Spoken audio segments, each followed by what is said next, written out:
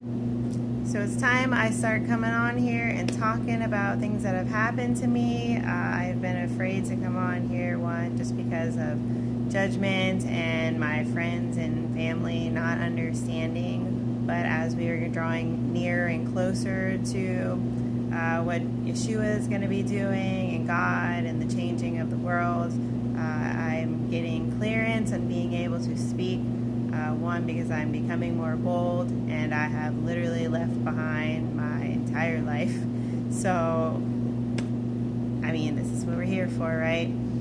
So something I have been needing to tell everybody, whether, I thought they would believe or not, but on February 28th to March 1st, there was an event called the Gather 25. It was a 25-hour Christian global event where all the nations all around the world were playing music and praying and worshiping, all of these things.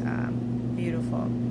This event, they did read the letters to the church, so I don't know if anybody else recognized that they did this, but very biblical thing happening. But they read the letters to the churches, and I had just read Revelations for the first time, like right before that, so God was making sure I knew what I was listening to, so very on point. But yeah, so February 28th this year to March 1st, that was the 24 hours of it. On that day, I had what felt like heaven on earth. All day, everything went perfect. From everybody I met, being with friends from life group and dinner and just everything. When I tell you euphoric day, it was a euphoric day. Amazing, everything perfect, and I just felt different. And my day ended with me going to a Lincoln car dealership, and I wanted to test drive some cars, and God just called me there because I was trying to think about selling my car that I had. And so Lincoln called me because I was trying to trade it on Auto Trader, and they're the dealership that called me. So I was like, okay, yep, we're gonna end my day this way.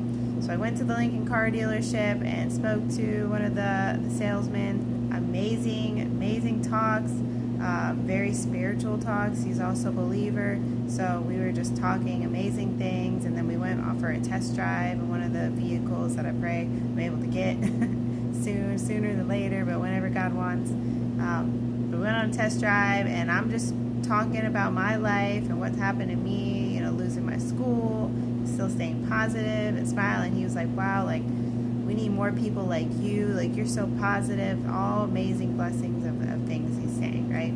So again, literally felt euphoric. I sat with the manager afterwards too. He sat with us, and the guy was telling him about me and just everything. Amazing, perfect. And then I leave there, and then I get this big, overwhelming feeling of negativity over me. And as I'm driving home, where I was staying, no one was home that weekend. It was a Friday to a Saturday, so no one was home, by myself. But as I'm driving there, I get this feeling over me like I was gonna unalive. Like, when I tell you Satan was all over it, the feeling went like, changed like that. From euphoric on top of the world to just death and despair. It was a terrible feeling. As I'm driving back, which is a good 15-minute drive, every bad thing like I could think of was trying to run through my head. Like, something was gonna come at my car, something was gonna smash into my car. I thought the semi-trucks were gonna smash into my car. I thought things were gonna fall on my car. I just literally thought I wasn't gonna make it. But I made it, and then I'm inside the house, and I'm talking to God, and I'm just cool. So then I walk into the house, and I see the propane tank sitting next to the door, which was not there when I left. So I'm freaking out, thinking the house is gonna blow up. So I grab the propane tank, and I stick it outside.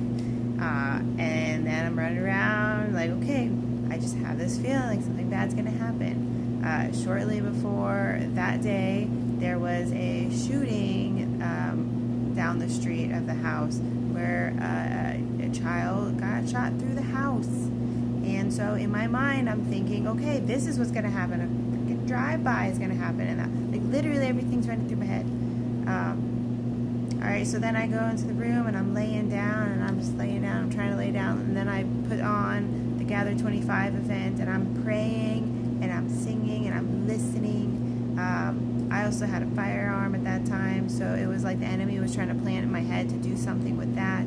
I knew I wasn't going to, but that thought, the enemy was trying to control my thoughts to make me want to like myself, like make me believe that's what God wanted me to do because the feeling was so terrible.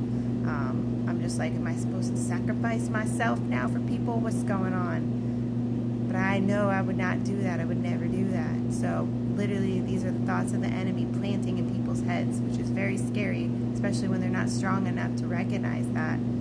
But I'm laying down and I'm praying, and then I just feel the angels around me because I'm an angel. I'm very awake. So the angels are with me, and we're praying, and I can hear the horses, and then I hear the trumpets. I hear the trumpets. My frequency is so high, I heard the trumpets, and I'm like, oh my God, what's going on right now? So I'm still just laying down, and I'm praying in the spirit. I'm just praying with them. And then I hear, we got him. The devil is locked up. It's time. And so that feeling of all the being in the wilderness, the same way that the enemy attacked Jesus off the cliff, trying to make him jump off the cliff, right? He's trying to just make him, that's exactly what I felt. Like that scenario, I know that had to have been similar or the same as to what Jesus went through. Because I cannot explain enough that feeling of the enemy just constantly just trying to convince me all of these things. And it's just a big feeling. It's terrible. And I'm freaking out, and I'm like, demonic entities everywhere, the spirits, like, but the angels are fighting. They were fighting.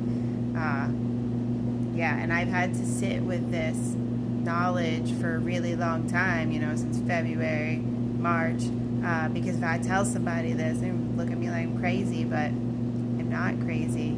It happened to me, and I've been having to sit on it by myself. And then that's when they told me, he's locked up, and we're entering the millennium. He's locked up. We are on pure humanity right now. Pure humanity right now. He is locked up. And we are here to pave the way for Jesus' return. And yes, it is a consciousness as well. But I've seen Jesus. So, can he physically come back the way he did for Sophia in the very beginning? Yes. I still have things to pray about and ask, but I can only receive so much knowledge whenever the heavens decide to send me the knowledge. But yeah, I get direct communication because I know I'm an angel. I've had this dream. I've been in the heavenly courts. I've been praying in the spirit and battling in spiritual warfare. I've had the demonic entities lock my hands up and zip my mouth shut. God has shown me things. I've seen things, and I've felt things, and I'm supposed to help tell people these things so we can prepare for what's to come. But right now, it's us preparing the way to get ready for the millennium, where we're all going to be living for a really long time, right? So, yes, that happened. It was very freaky, but this is very exciting times. You see everybody's waking up right now, whether you're a human, whether you're a starseed, whether you're an angel, whether it doesn't even matter. At the end of the day, Jesus taught love. So we're here to love, support each other, not put anybody down, especially their dreams and anything spiritual that happened to them. Because at this point now, really good chance that they are not lying.